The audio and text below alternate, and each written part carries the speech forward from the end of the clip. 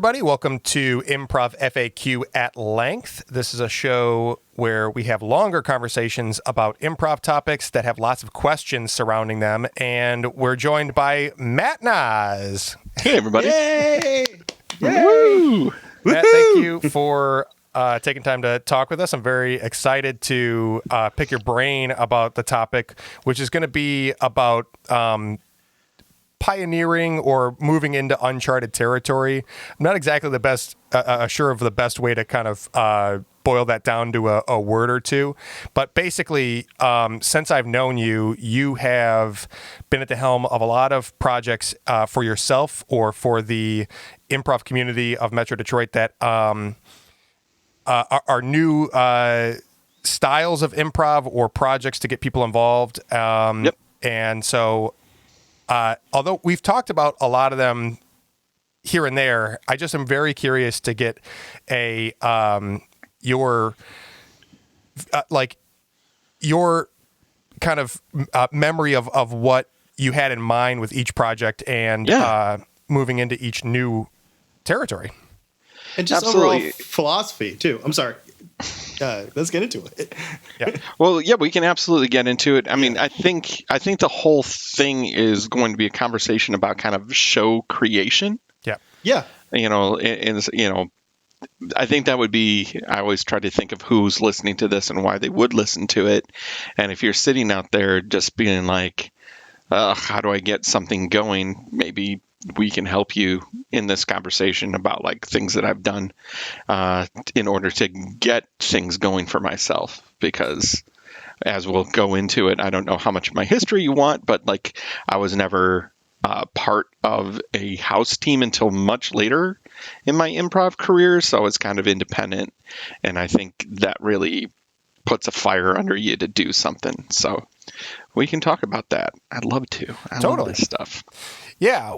Well, okay. So, and that's a great point because I think the framing of it is the thing that I'm most excited to talk about, honestly, is just trying to get a gauge for like how you think about your next project, because to me it seems like there's a consistent appeal to you of doing something different and new and innovative, but the consistent part of across all of those new projects, you're right, is about getting things off the ground in a way that makes them successful and pulls a lot of moving parts together, and that.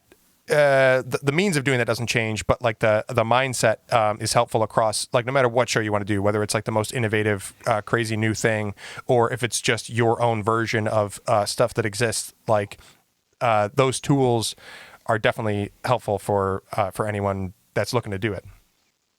Yeah, absolutely. Do you have one that you want to start with? Yeah. So if I could, I'm just going to give a quick kind of overture of the things that I want to talk about. And it's going to be the first thing that you did shortly after I met you, which is the Gauntlet, which was Go Comedy's head-to-head tournament, the King of the Hill style knockout tournament where the winner moved on to the next week. Rock-O-Matic, which I think had been existing for at least a little while before you took the reins on it, but you were keeping it alive in the Go community for a little while I was getting started with improv. Matt Naas and the Sing Along Singers, which is your solo musical show where you have a mixing and pedal board or effects board and you improvise songs. Yeah. And also you have written songs that you play in your show. Instaflick, which is an improvised movie that's you take a suggestion and the players run off and start filming it, and and then you send video right back to the audience, and while they're starting to watch the beginning of the movie, the ending is still being filmed, which is an evolution or your take on the Neutrino project, which we can talk about too. Yep. There's Matt Naas' variety show. I always have to put my name in things. That's my Achilles heel. It's just you work so hard. 205 so far. Like no matter what your form is, make sure you call it yourself. But I mean, you branded yourself as a showman. Like that's great. You know, like You can go to the circus or you can go to Barnum Bailey. I'm going to Barnum Bailey, baby. Always be branding your own shows. Yes. Call them your Matt name. Naas presents Gabber Media. I've subscribed. But the variety show was something that was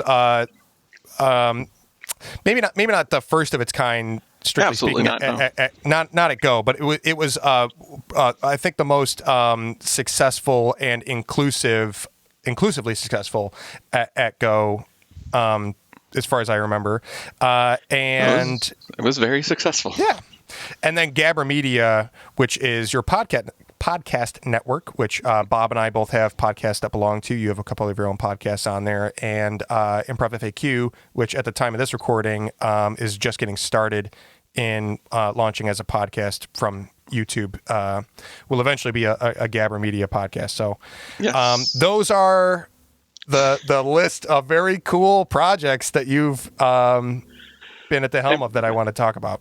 It makes me feel like I've done a lot more than I feel like I've done, because I don't think about those things. I don't know. I think it's hard. It's hard for anybody to kind of recognize the body of work that they do. So thank you for number one, making me feel like a rock star. So I will literally start with your fourth or fifth thing, which is Instaflick, because that is the oldest of all of those. Cool. And it kind of provides an overarching theme that will keep coming again and again, which is steal.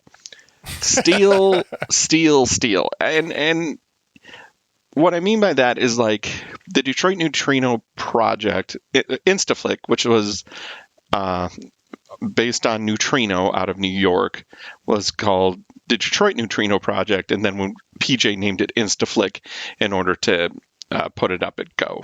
But it was all based off of a New York team called Neutrino that had won the cage match at UCB, like some crazy number of times. And they created this form called Neutrino where they would run mini cassettes, like when your camcorder used to have those mini, were they DV? I forget what it was called. Mini DV, yes. Mini DV cassettes. Yeah. And we saw this. So, okay. You're like, how do I know what to steal? Let's start there. See shows. Okay. We talk about taste not enough when we're in classes, because we're trying to learn how to improvise. And when you're learning how to improvise, like, there's a trillion things happening. You're trying to either follow rules or not follow rules, or, trying to yes and, or I'm just trying not to blank out when I'm on the stage. There's so much going on. But I think the overarching thing is see shows so you can develop taste, your taste, kind of know what you like.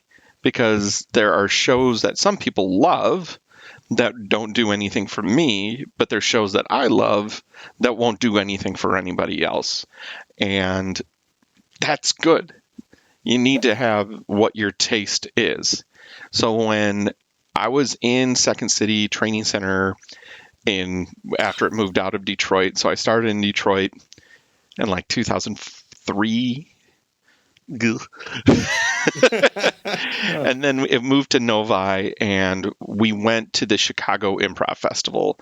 My best friend Bob Marquis and we went out there and we saw Neutrino, who came in from New York and did it, and we were sitting there.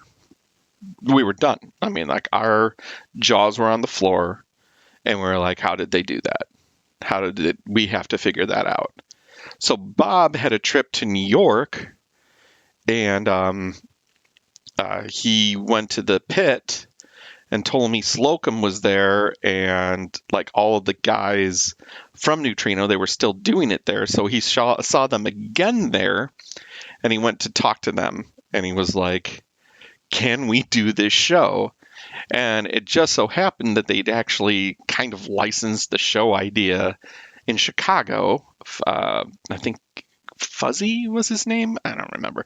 So there's another dude that did that. But basically, we got kind of their roadmap of how they did it. But then it was like, but the tech's all you boys, figure it out. And I'm like, okay. But it kind of came from that idea of we saw something and we were like, we've got to try to do that. But we can't do what they do. We have to do it our way. And if we don't do it our way, then it's not going to be good. So like we needed, because instead of it, we don't have a big appetite for experimental theater in the Detroit metropolitan area, which is kind of the opposite when you're in New York Fringe. They're kind of like, hey, if we'll sit there, to get an audience for it, although still difficult, there's a market for it. Whereas like in the Detroit area, if you're like, hey, want to see this weird thing? It's like, oh, cool, 3 people. Yeah. Nice to see. So that's pretty good, though, for us. 3. I mean, 3 people seeing, some of the batshit shit that I've done. Yeah, it's. But like we knew that it needed to be a little bit more broad. And in order for it to be more broad, we needed it to be reined in a little bit. We needed to make sure that although there was people on the street filming and that we were filming the end before the beginning was being shown or while the movie was being shown, we built in a lot more to make sure that even if catastrophe happened, we would have tape. So we filmed an intro that was a little bit longer to cover us. So that's simple stuff like that. Yeah. But then it was and we rehearsed. Oh, here's the other thing. So you want to do something. You've decided an idea that you want to steal and make your own. Now you need to rehearse. Yeah. Now you need to make sure that this thing that you want to do actually works.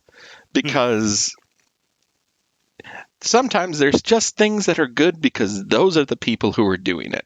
And honestly, it's not good for anybody else other than the people who are doing it right there. The shoes don't fit. This, because it was structure and form, it was like, no, we're the players who get to play in this form. It would be like we're playing location or playing that. We just have a gimmick, a hook, something that makes it a lot more interesting. So we stole the hook. And I remember the first time we did it, it was at the Planet Ant. We sold out the Ant. It was a big deal because once you kind of understand what it takes to do, you're like, it's crazy. Then when so we did it at the Ant, then we had a run at the Improv Inferno in Ann Arbor, and we did it there for about 3 months, from like July to the end of August, maybe even longer. I mean, it felt like forever. And then it came back at Go Comedy, but when it came back at Go Comedy, Bob had left. Everybody who had done it before had left. So then it was like, hey, Matt, relaunch this. And I was like, okay, all of our cameras are broken. Yeah. Because I remember, that was like, it was almost the transition from like your handheld cameras going from those mini DVs to iPhones. iPhones. I figured out how to do it on iPhone. That was crazy. And it worked. I mean, I got software in the booth. I learned how to rip the files faster. I learned how to use VLC player to stack everything. It was like, I don't know. That's the other thing. If you decide that you're going to do it, don't let technical limitations be there. Either find somebody who's good with technical shit. I happen to like technical stuff. So I always go in with, I can figure it out. There's real technical people who would look at some of the solutions that I came up with and be like, why on earth would you do it that way? Yeah. And I'm like, because it worked. Yeah. Yeah. That's the only thing I have ever cared about with technical stuff. It's like, you could just do this and it would be fine. I'd be like, great, I'll do that now. I had no idea. And now with YouTube, it makes it so much easier to pretty much find out everything. But when we started that show in '06, it didn't quite work that way. So we had to figure a lot more out. But I think that tenet of you're going to steal, you're going to take an idea, but everybody's taking an idea. Like, you're going to make it your own. I always watch Apple documentaries because they come on like constantly on MSNBC. And there's got this guy, his name is truly Guy Kawasaki, and he worked for Apple. And he always goes, people always steal the wrong shit from Apple. It's like, you have to know what to steal. And format is worth stealing. 100% the show, that's not worth stealing. Yeah. Well, okay. So, quick question on, your comment about pulling in, don't let technical limitations be limitations, and find people who can either help you or learn to do it yourself. How have you found it generally easy when you have a project that you're building to pull people into it, or do you have to put a lot of thought into like finding the right people, or like persuading people, or like sharing the vision with them, or is it, does it tend to work to your advantage that the projects you're working on are new and cool theft that people want to work on? So there's a couple things. When you're a student, I think it's a lot easier. So when we started, it was a lot easier because we were students. We were much more connected. I was much more connected with people who were hungry to do something. You want people around you who want to do the work. You don't get far with people who are like, you got to help the little red hen cook. Yeah. Yeah. And we were lucky when we launched that show to be in a place where it was like, it was so new, we were so new, but we were doing it and we weren't afraid. I mean, Bob was much better at the schmoozing aspect of it. He wasn't afraid to talk to anybody. So like, I might not have been the face of that project at first, but like, we got the confidence to do it. And once you do it and people see it, then it's like, whoa, how can I help you eat the bread? It's like, well, are these all free to be you and me references? Maybe, I don't know, man. They're all the little red hen, right? The little red hen. Free to be you and me. Okay, anyways. We're talking about the same thing then. Yeah, cool. So I mean, like, but I mean, it's funny how much stuff it comes back down to childhood things. It's like, you have to, when you own a project, you have to understand that you care about it more than anybody else does. And because of that, you can't expect anybody to be working harder than you. And if they are, then you have to take a look at yourself and be like, well, that's probably the person who should be in charge then. Right. Like, it's yours. So the hard part about that is making sure that everybody knows what you're trying to get at, what they should be doing, how they should be doing it, and why they are doing it. But like, it will amaze you how quickly things come together if you have a plan. If you say, with that show, with Instaflick, with Neutrino, it was like, if we had jobs we had runners, right? So the runner's responsibility was to get their team together. So it was like, here's your clock, here's your slips, here's your stopwatch.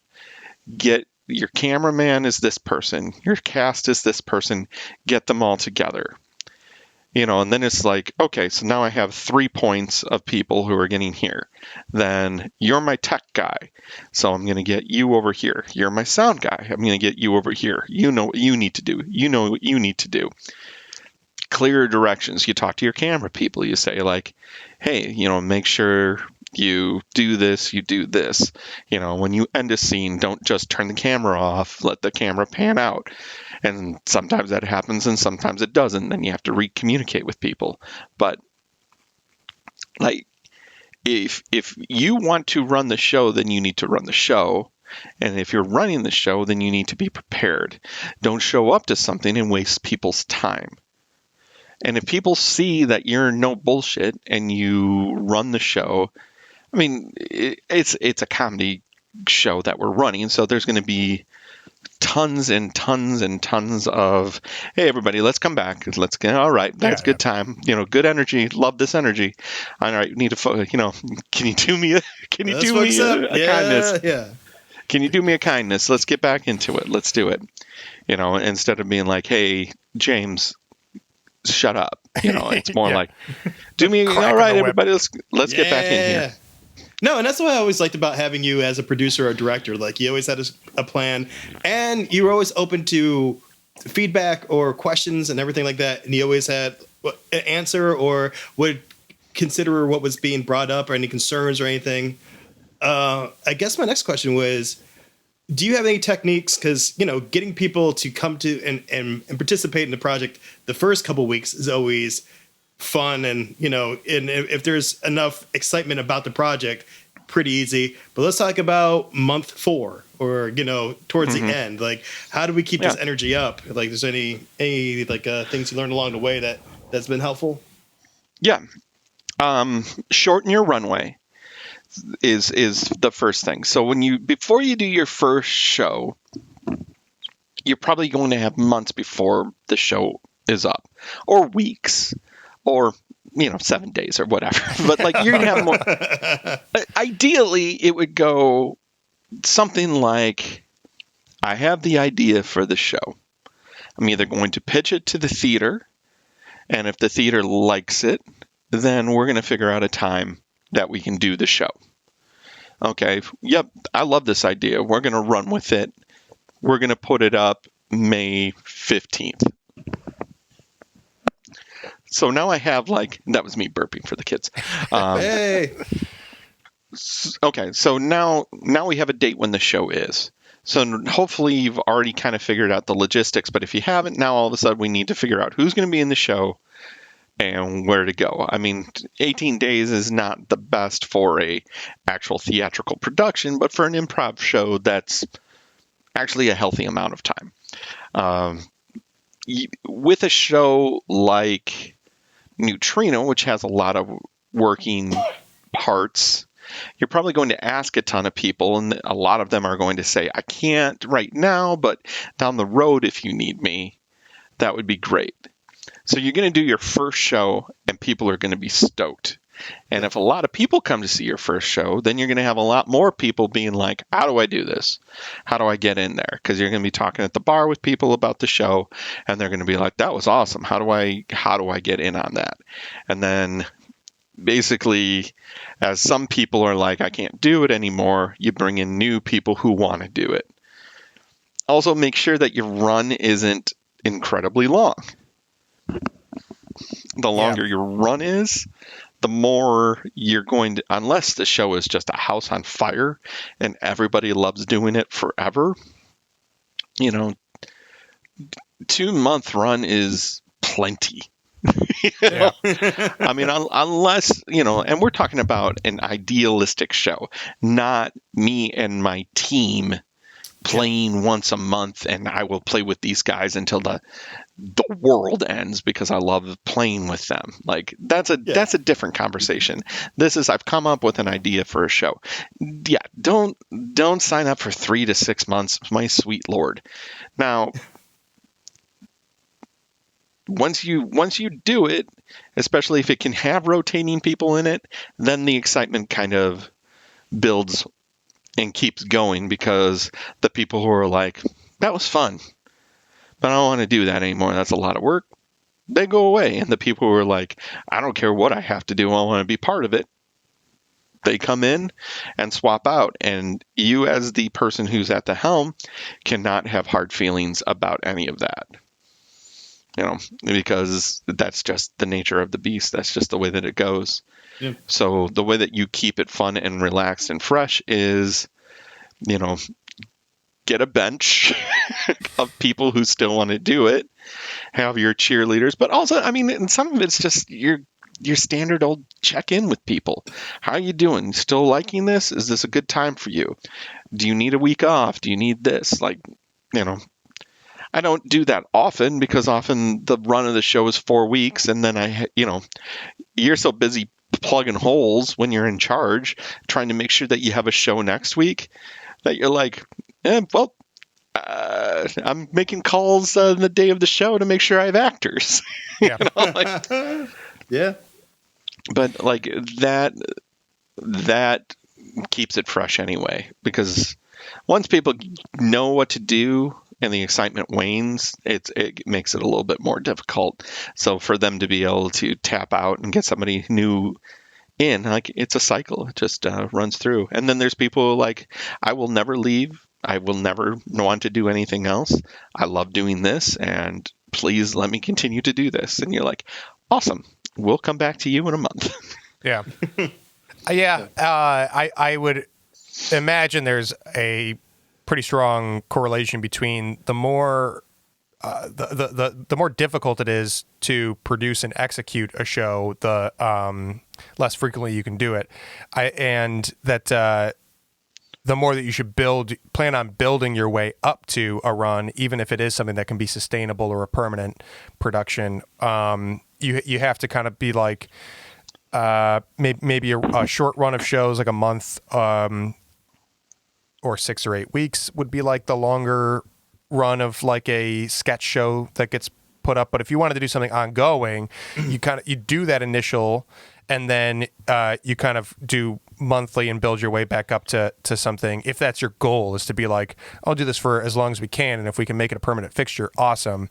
You really have to set the expectation to build an audience and build an endurance or a stamina for it in your production team. Yeah, you basically have to build an ensemble, and then you have to build a tech crew for a show like that. Yeah. I mean, if we were to jump to the variety show, I mean, I know that I'm totally throwing your notes out of order here, but like with the variety show, you're stealing the idea of a variety show. So I think 1 million people have seen it. But then like your hooks are, so what are the hooks? Because we're trying to figure out how we can put hooks in our show. And I stole that, by the way, from Matt Besser. So it's not like I'm some genius over here being like, you get the idea hooks. of hooks. Yeah, like I listened to him on some podcast, and he basically was just like, those original UCB days, like in New York, they were like trying to figure out what made people come to this show. Like, we get stuck in the Midwest with a lot of like, we have 3 teams and every team's doing a montage, and if you love montage, then that's your thing. And it's like, okay, but what's the hook? Sometimes honestly, that's enough. That it's 3 different teams, because all these teams are new, and they have all their friends still who haven't seen them. Or if improv is the hook, because if you're in a smaller market or in a community that's just building itself, sometimes improv can be the thing. But once like Metro Detroit at this point has like a really strong, thriving improv scene, so it's like you can't rely on that hook of like, it's improv. You really have to give a little extra spice. And that's the other thing, because then, it's improv could be, I saw the Damnation game, or I saw the Go Comedy All-Star Showdown, or I saw TJ and Dave when they were in town for, you know what I mean? Like, I've seen improv could mean 1,000 different things now to an audience member. And it's like, depending on the experience that they had, they might come to your show and see you do improv thinking that it's Whose Line, and they're like, huh, what is this? Yeah. This is not what I want. And that's kind of the other thing about thinking about show and thinking about the whole thing, is like, you want to be able to pitch it in a way that kind of makes sense, right? Yeah. What is Neutrino? We're filming a movie while you're watching it. Oh, okay, that's crazy. How do you do that? Well, come to the show and we'll show you what that's about. Like, the Matt Naas Variety Show is a variety show in our theater with a live band. Oh, that's You know what I mean? Like when it's like you have to explain it in multiple sentences. I use my brother all the time because my brother is like, he can just get, like you give him too much and he's like, I love you, out? Maddie. Yeah. But he will No be bueno, like, sir.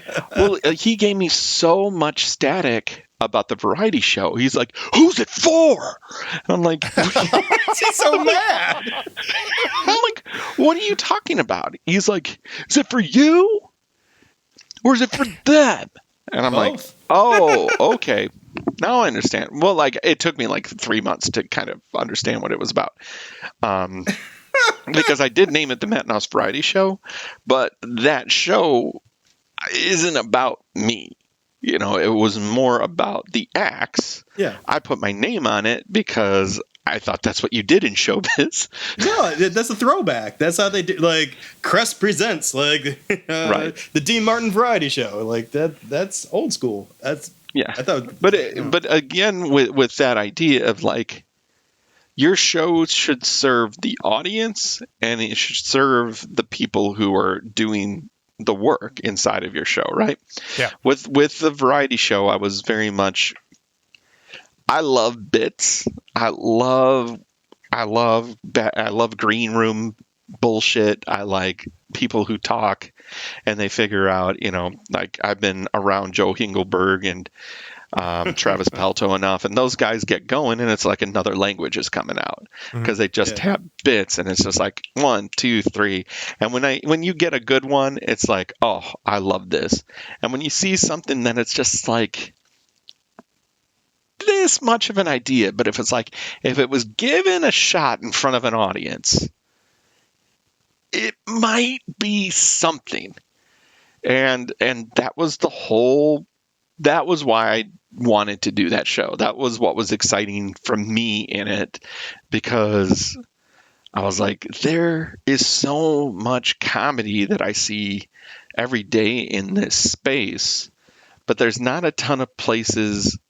Like I know me, I'm lazy, right? If I come up with a good idea, I might be like, but I'm not going to write a 35-minute sketch show about that idea. I fall in love with my ideas, but not that hard, But I might be able to write a 3 to 5 minute character piece for that, or I might be able to come up with something for that guy to do. Yeah. And that was the whole thinking for it. So it was like, I'm stealing this framework of a variety show to serve two purposes. Number one, I wanted to sing in front of an audience. And then number two, I wanted to give a place for bits to live in a 3 to 5 minute space in front of an audience who's understanding that if this sucks, it's going to be over soon. Because that's the thing, it's like the Gong Show, right? You're going to be cycling through. So if this isn't your bag, wait. So that's why there was a ton of structure to it. It was like, again, coming in, like right at the top, we had a band number. So Bree would sing a song. The audience is like, okay, it's a band. They sing a song I like. No problem. 2, you hear the theme song, which we stole from LCD Sound System. Number 3, I come out. I do a monologue.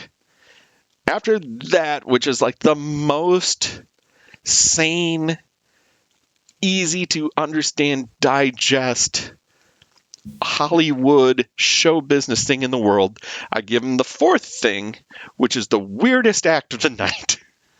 Yeah. The one, but also with people who I trust the most. So it would be like, at first it was Chris Moody doing something, and then it moved over and it was Mitch and Matt doing something. And it was like, it's going to be weird, it's going to be different, but because it's them, I'm not worried about it. And you've already earned the audience. You've earned the right to. Yeah. Exactly. Yeah. Well, We've enough already, for you, a little bit for us. Yeah.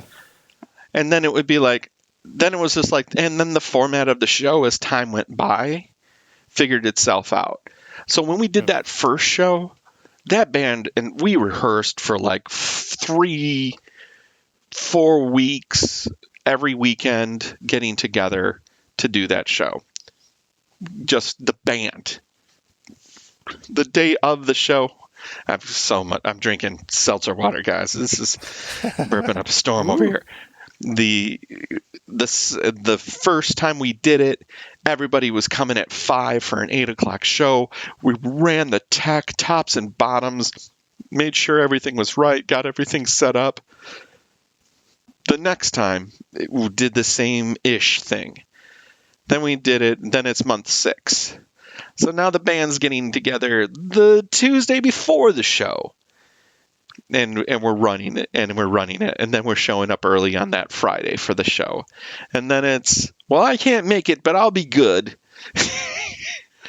And it kind of just, the runway just got shorter and shorter, but it kept an energy to the show where it was like, I do trust you guys to be able to do this. And even if it's, I have some of the, I have Jeremy St. Martin, or I have Joel at the keyboards, like, we'll get through it. Like, we're going to be fine. Like, Yeah. we had Scott on guitar, and then we had Peterson on bass. I was like, I didn't have bits. I didn't have, things to do, and we would just be back. I never wrote a monologue. We wrote all the monologues right before the show because it was just fun to do. It was just like we just imposed challenges. So I don't know. I'm saying a lot, but I guess what I'm trying to say is nobody has it figured out. Yeah. We were figuring out that show while it was up. If something was short, we figured out how to add something else to the show so it would end on time.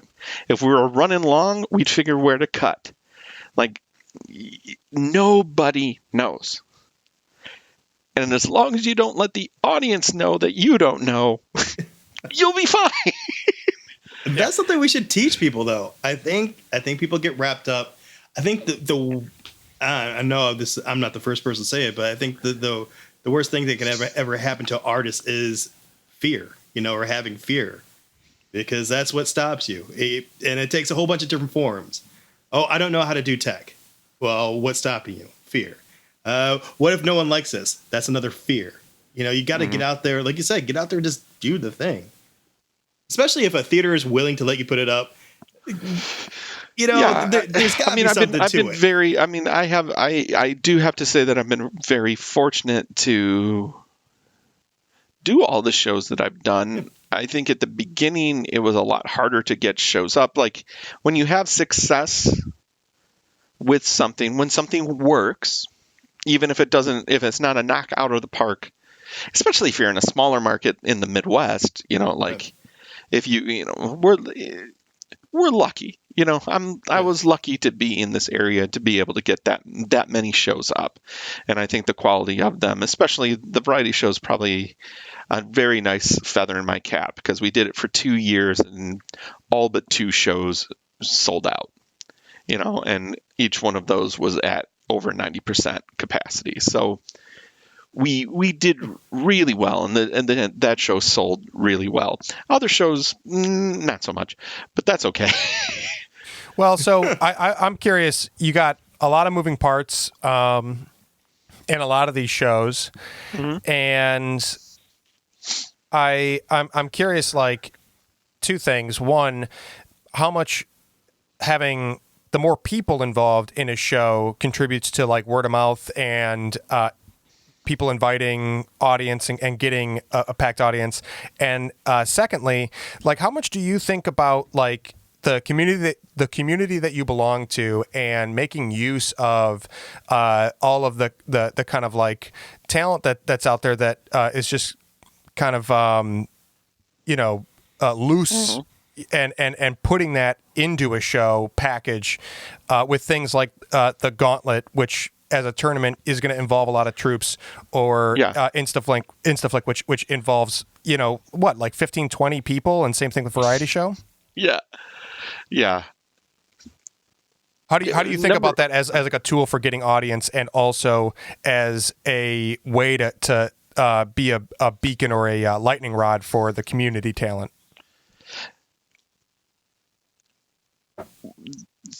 You are always going to, especially in a smaller market like we're in.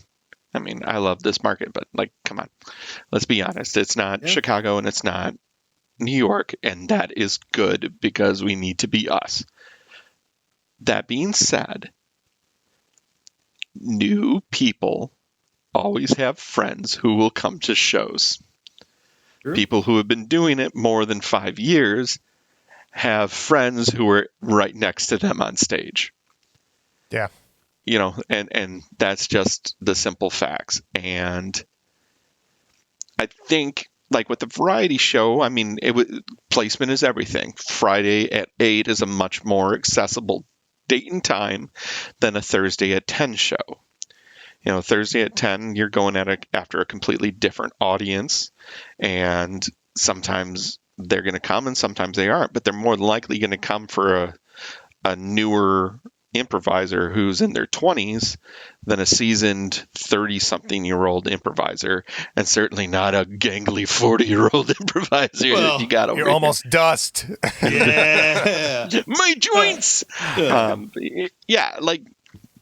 Well, I almost wonder if it gets to a point where it is helpful to get older, because like you think about when you're 20, all your friends don't have the real jobs yet. They work at, restaurants and stuff. So they get out at 10, they can come over.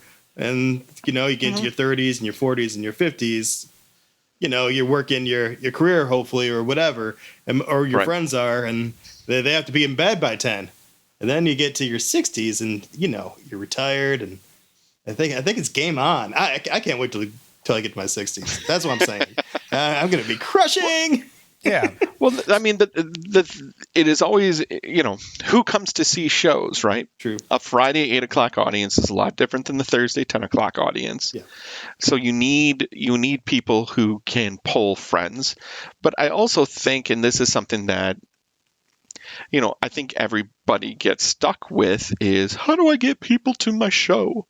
How do I get people to come see my show?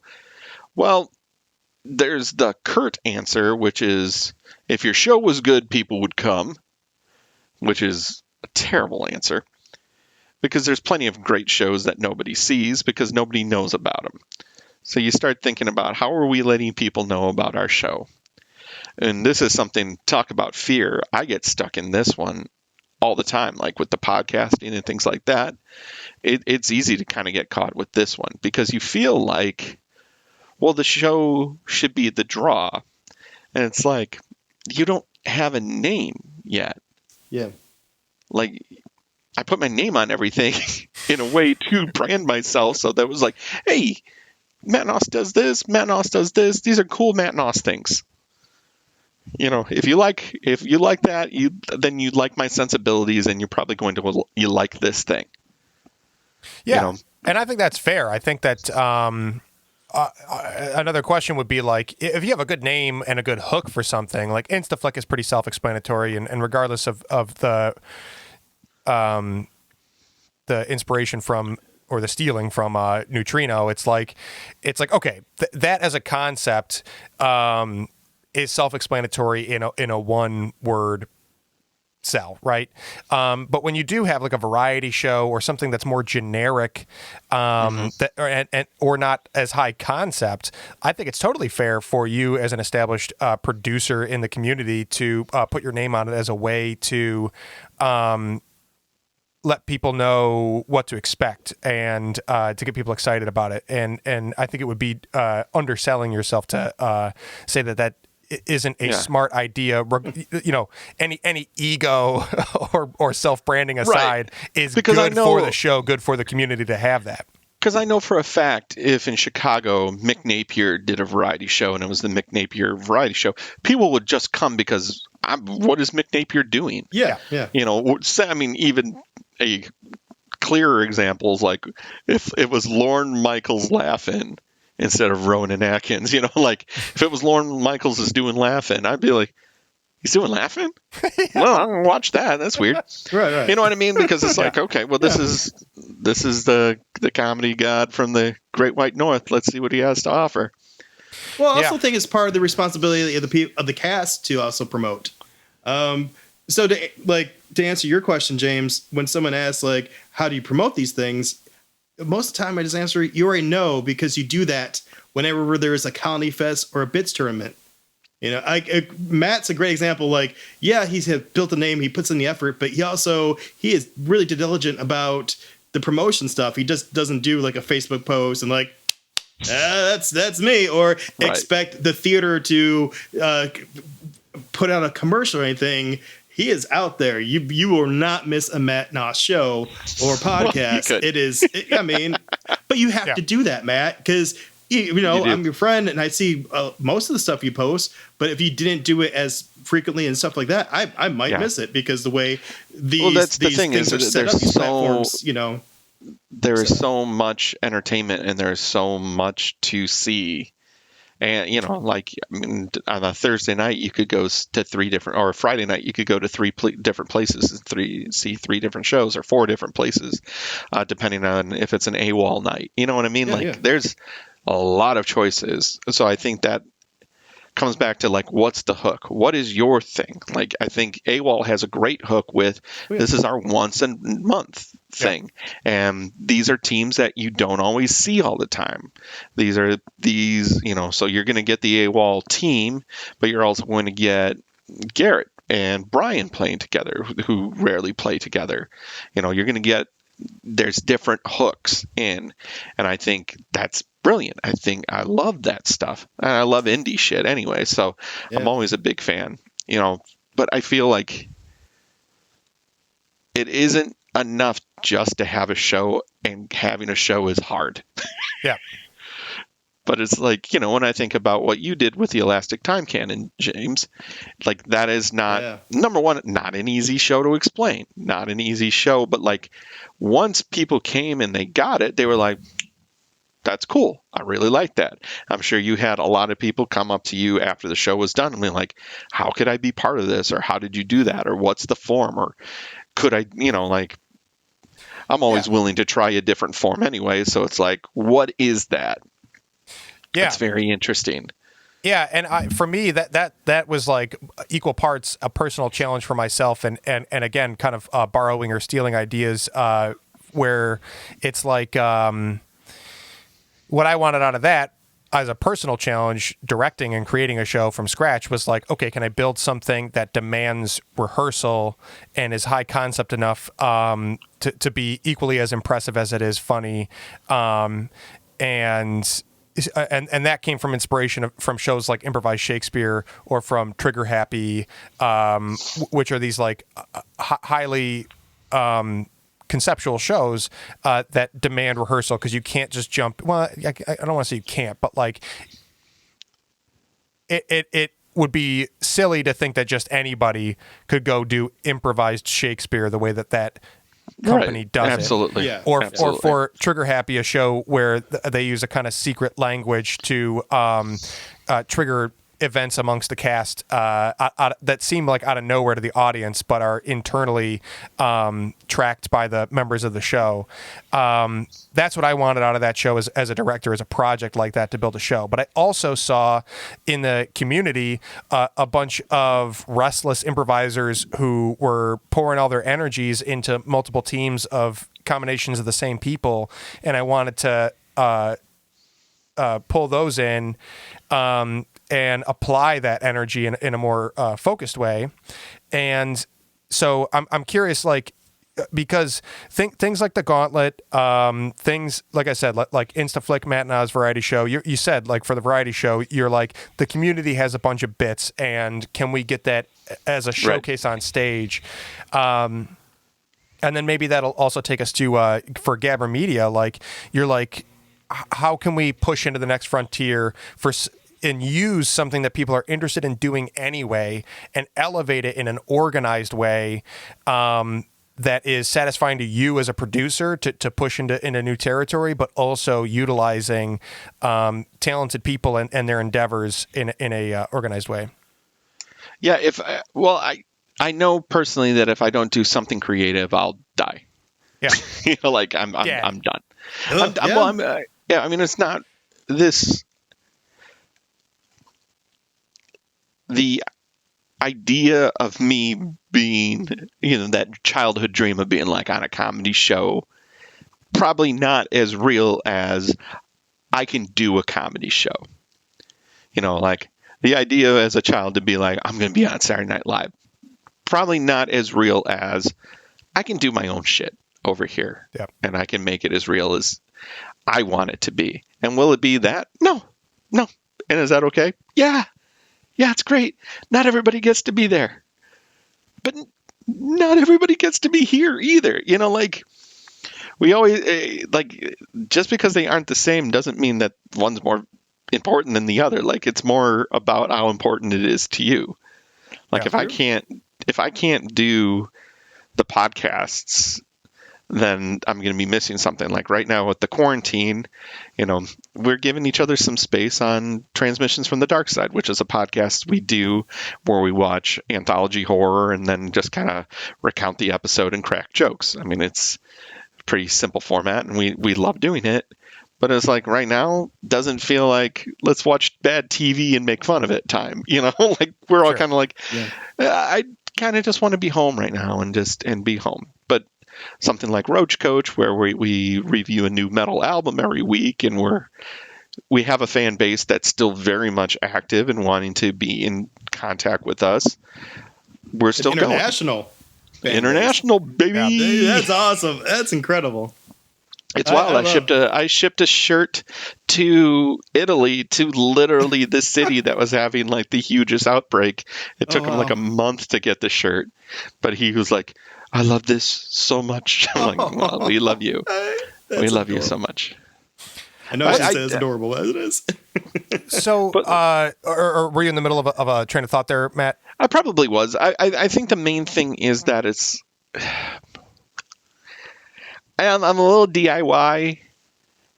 I don't necessarily need to have myself connected to anything. I've always liked being able to do my own thing, even within a structure of a Go comedy, because I've always lived and died by, like, there's no winning Go comedy, which I also think I stole from the UCB podcast that was there for a while for, like, people who were trying to, like, get on house teams at UCB, where it was like, if you got it, there's no winning the theater.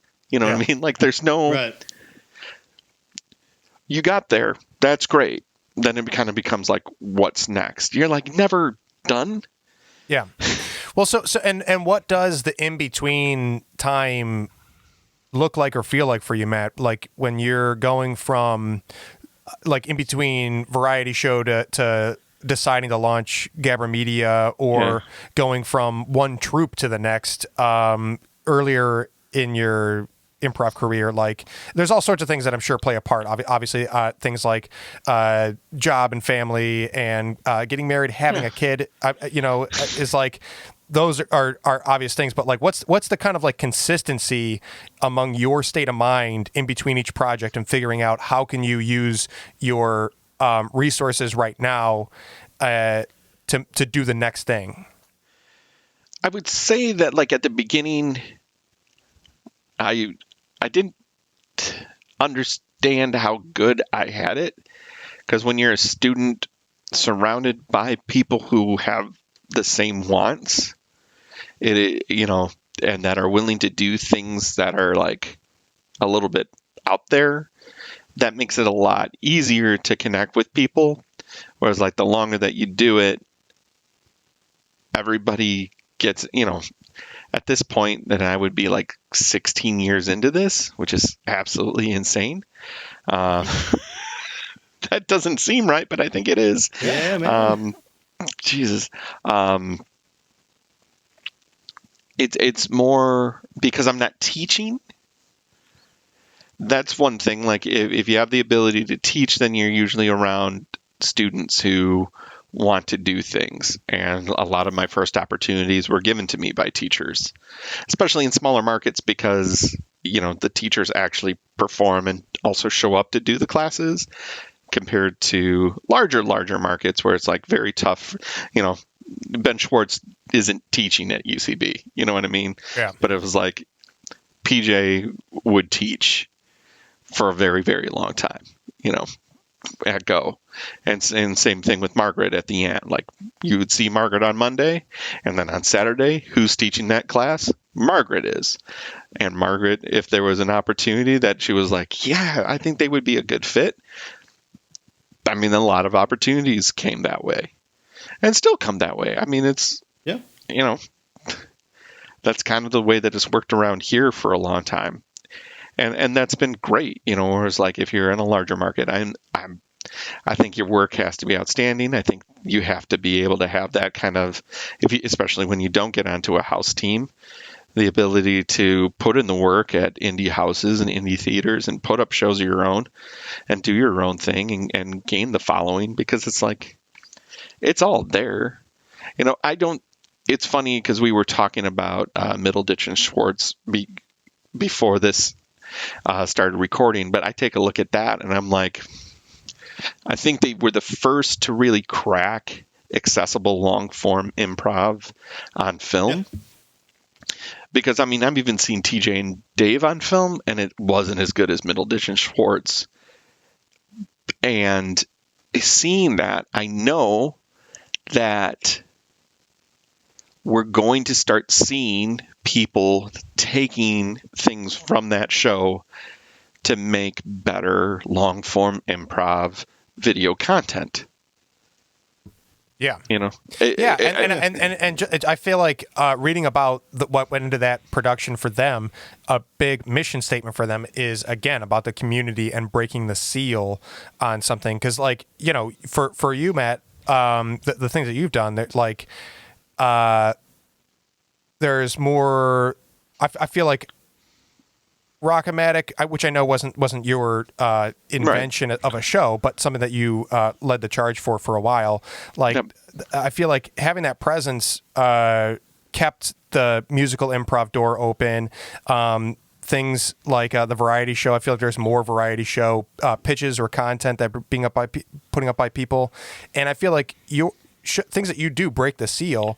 And like Middleditch and Schwartz did is also on a much wider scale of like the Netflix special reaching the Netflix audience is like, okay, what kind of seal is that going to break for everyone watching and everyone being inspired about what's possible in that format?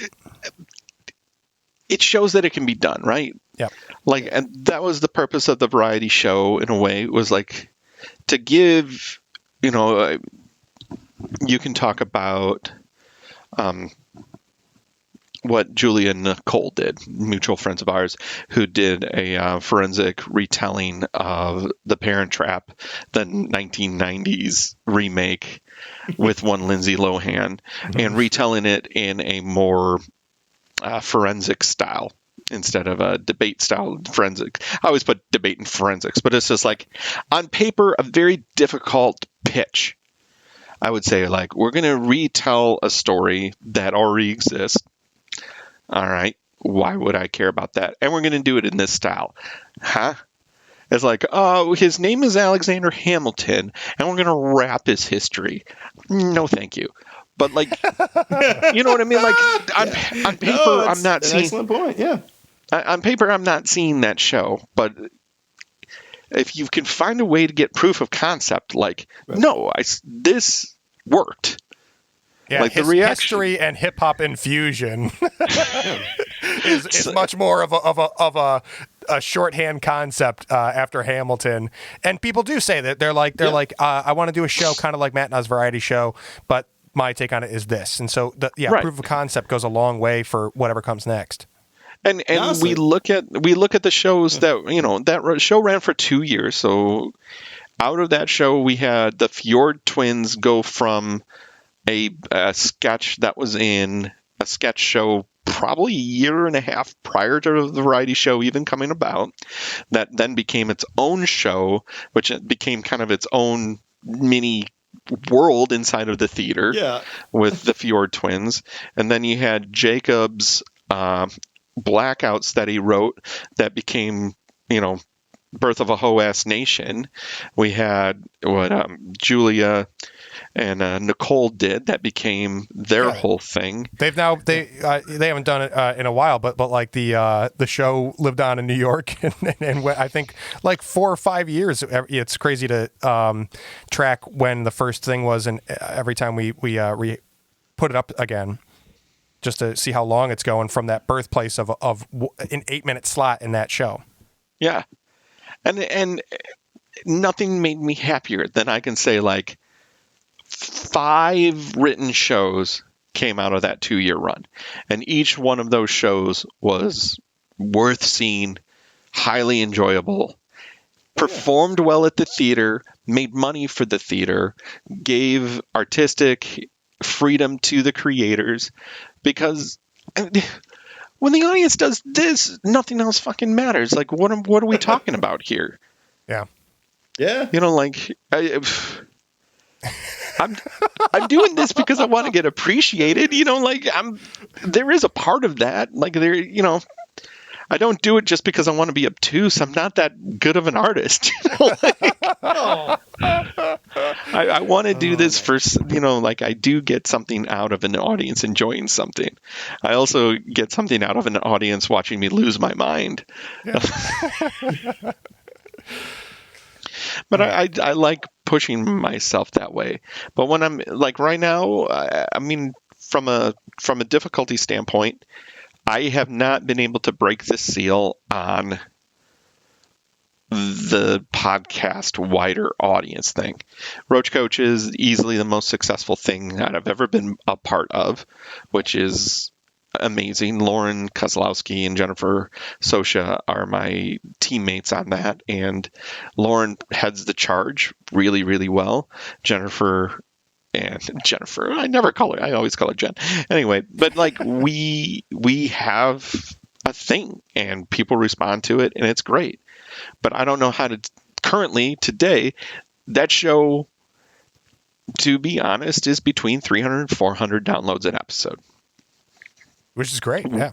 Which to me is like, I win, right? Like, we did it. Yeah. We fucking did it. I mean, what more do you want? And then it's like, but I still go to my day job. Yeah. So then what's the question? Is the question what's enough, or is the question of what more do I want, or where do I want it to go?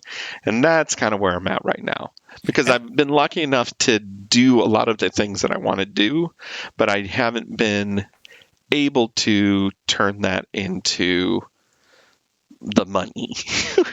Which, you know, it's a the money is a double-edged sword, but sometimes you know, it takes is a minute, you know? I mean, look at Garrett. Sometimes it takes a minute. It takes a minute. Yeah. It takes a minute. Yeah. Well, I mean, you have the content. Like you said, you just got to build a name. And with podcasts being like a newer medium, and there was just a flood in the last couple of years. So it's a ton of podcasts. Yeah. And so it's that thing, you know, I think you guys are so consistent. It's going to get there. It will. I mean, and it's just the questions that I could answer. So, you know, this is just me owning that, like, I don't have all the answers. So the answers that were clearer to me with an improv show aren't always clear to me in podcasting. Well, But to tell the truth, I know what to do, and I'm not doing it. Yeah, I feel you on that, because, I mean, producing and putting the work into just creating the thing is only part of the battle. And even getting an audience at a place like a theater or whatever, if you really want to go like next level, you got to invest in marketing and distribution. And all sorts of like content creation for marketing and promo purposes, and organizing all of that takes at least as much work as creating the product itself that you're looking to be successful. Even more. Yeah. yeah. Yeah, but what I hear you saying, Matt, is that you are kind of restless in your desire to think about what is next and what it is that you want, and that is kind of an infinite question that you review, like or just kind of like check in with every once in a while. But it seems to me that you keep just pushing into new frontiers, and that that is a big part of it, and just finding what's new might be enough satisfaction in itself. Like I know for me, there's an itch that I get just to do something new, even if I'm doing one thing well. I get bored with it, even if it is successful, and I want to Yeah. push into something new. And I Same. think for people who not everybody thinks that way. Not everybody is sitting there thinking like, what can I do next? But when you have people that get charged up about new projects, it is magnetic to people who are looking to just be performers. And I think it opens up a lot of really cool possibilities for people that creates a big ripple effect. Just out of curiosity, Matt, so with Middleditch and Schwartz, I think their special's only been out for like 10 days or so, but like assuming that it does take off, obviously it will for the improv community, it's a big deal, but if it's successful mainstream the way that we hope it will, what would you want to see happen as a result of that success in the improv community or in that on-camera frontier? If you're to play it as a long game, right, then the idea would be that some of the inside poker improv things would become a little bit more well known for a casual audience. That at least the conceit of they are taking the interview and they are creating the show based on that interview. That alone, if the audience starts to believe that, because in the theater, like there is the magic of the live show, and that is where Middleditch and Schwartz is the first one to kind of transcend. And I feel like they transcend it in ways that purists will hate. Mm-hmm. Mm-hmm. Yeah, the meta and the breaking, is that what you're talking about? Yeah. Well, number one, they break, which purists instantly will be like, no. But as a breaker, I'm like, thank God, No, but like, I'm with you. But their form also, like in all three, their form is 100% to make a game out of not remembering the names. You cannot tell me that those two guys don't remember every character name, especially Middleditch. Are you kidding me? That guy who worked with Sir Patrick Stewart on the Shakespeare Company, those guys remember the name. They're playing a game. You think so? You think they're oh yeah, they're playing game. Feigning forgetting? Yeah. All right. 100%. 100%. They're playing the game called Who Are My Characters? Yeah. 100%. That's funny. Did they forget the names at your show? Well, yeah. I saw the second episode. Did you see them at the Masonic, Bob? Yes. Did they forget names there? I don't I know they did the game where they forgot how many characters there were because there was some obscure number. Did you see it at the Masonic as well?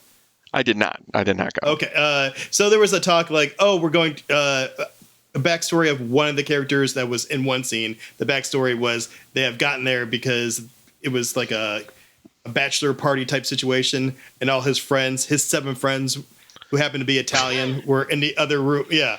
So they didn't. Yeah. So there was fun with that. I would have to guess, they played the name game, but it was more like how many characters. So it was like an adaptation of that game, but it's still the same game. Sure. Yeah, they're literally playing a name game every single time, and they're doing it to comedic effect. They're doing it just like if I'm in a song, and I'm like step 1, step 2, step 3, step 4, and I make up all the steps. When that part of the song comes around again, you're still going to be like, step 1, that thing. And the audience is like, this is delicious candy. And yeah, it's not pure. Like, and for a purist's sake who is like, TJ and Dave don't ever forget. TJ and Dave don't XYZ. Like, yeah, but they're doing the whose line is it anyway esque long form.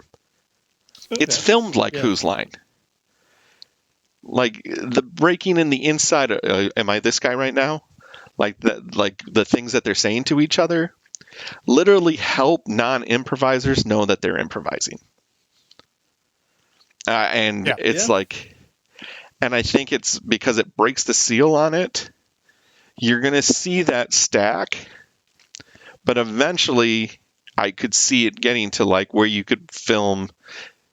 Yeah, I'm using TJ and Dave just because they're the ones that everybody throws out as like this echelon that's way up here, that you could film them the same way without the breaks and without those types of games, and you could get the same results. But it's the first step. They broke the plane. They got it over. Because I've watched the UCB specials.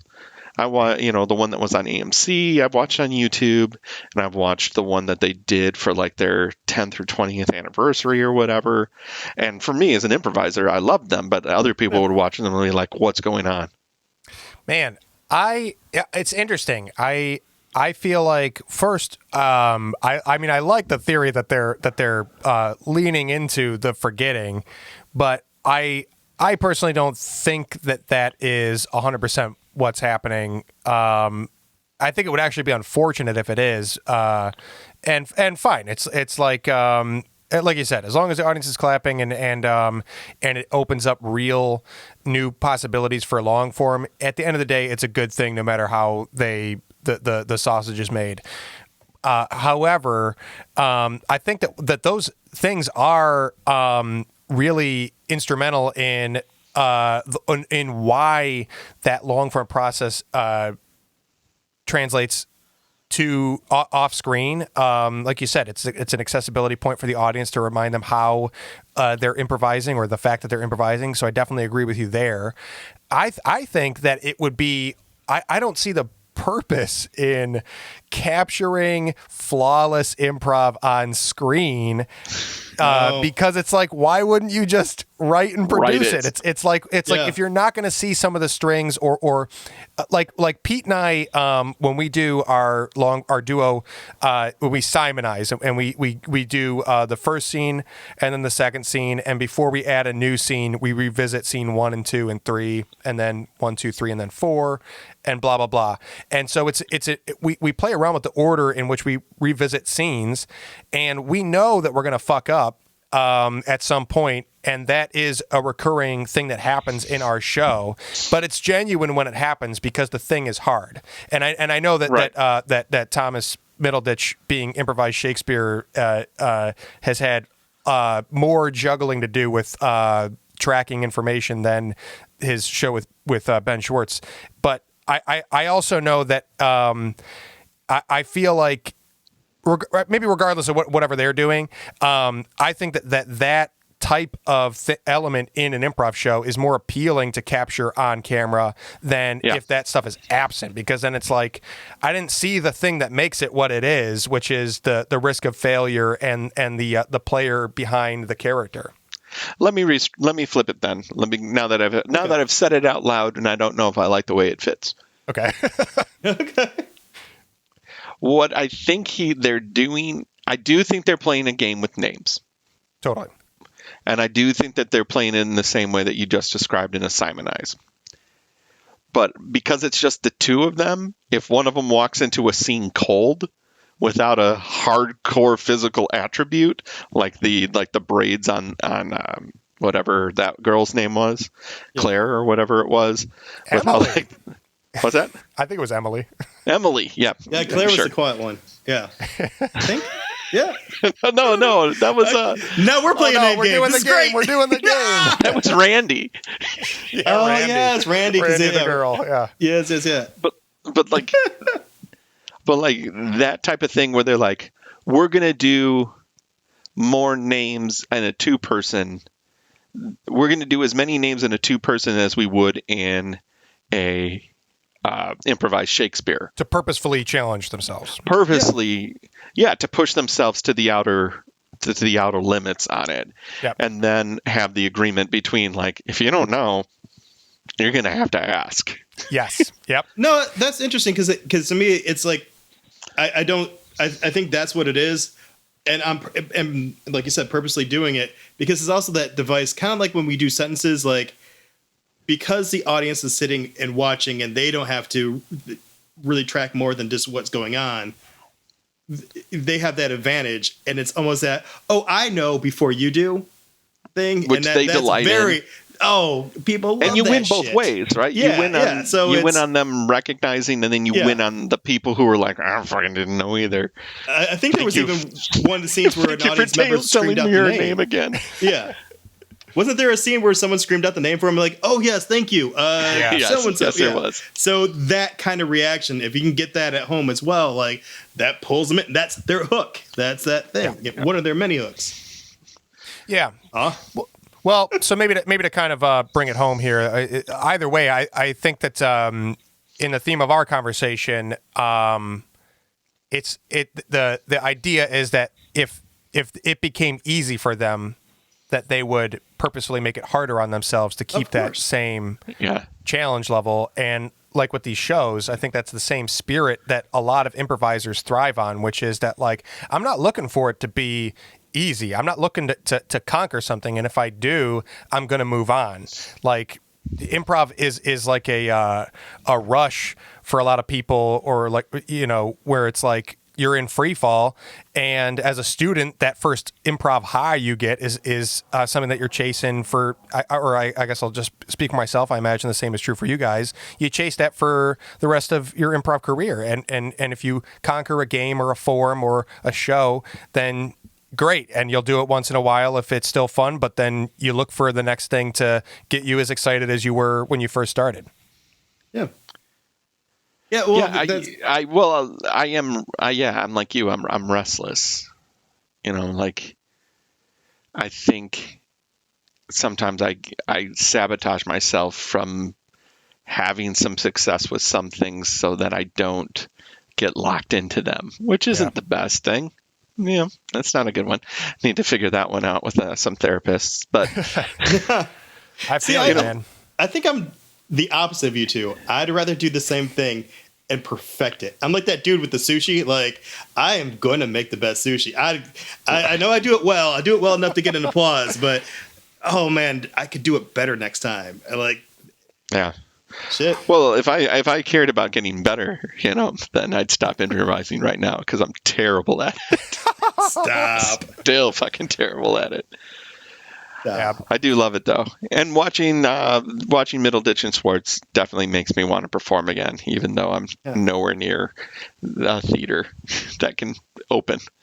Well, yeah, I mean, who is right now? But hopefully before long, we'll all get a chance to push into whatever it is that we're itching to do while we're cooped up. But okay, I think that's a good place to wrap it up. And Matt, this has been a really great conversation. Thanks so much for talking with us. Buddy. Good to be here. Yeah. Hopefully that gave some insight. Let me think. Final thoughts from me. Yeah. Steal the right stuff, or steal. Matt Naas and the Sing Along Singers. I saw Reggie Watts make loop music, and I wanted to do it. I was like, I can do that because I've been making up songs my whole life. So I did that. Gauntlet. Knew that the cage match existed at UCB. We had the cat fight. I was like, I can run this thing. There's enough teams. Let's do it. It's meeting, it's opportunity with ideas. Meeting is also so steal. Opportunity, meeting your idea. Be flexible. Be prepared. And know when to stop or know when to get help. And sometimes you have to do all of them at the same time. Yeah. And then are there things, obviously we talked about Gabber Media a bit, and Transmissions from the Dark Side, as well as Roach Coach. What else you got going on that you want to pitch? That's the big stuff. I'm really excited about what you've been doing, James, with Buck 50 Social Club. I'm excited about Bob and the WrestleManiacs. I'm excited about Improv FAQ coming to Gabber Media in the podcast form.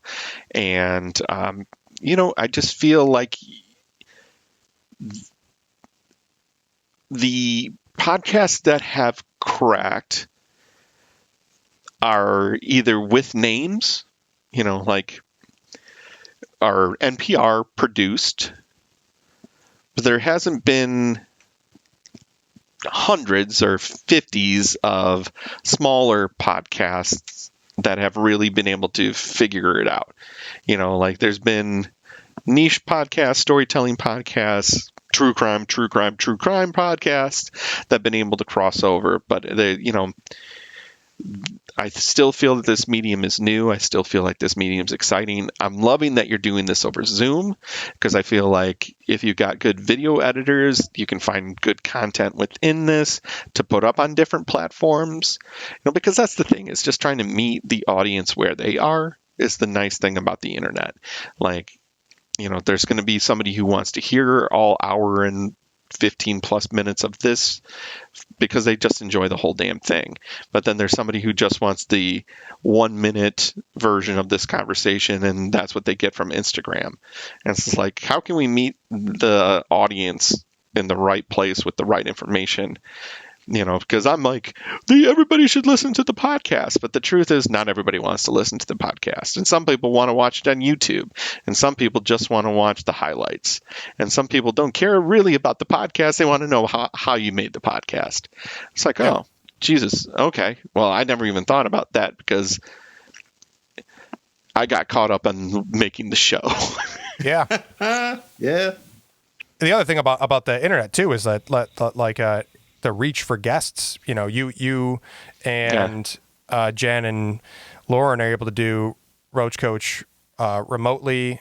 It's crazy. Even though y'all started doing it while Lauren was still in Metro Detroit.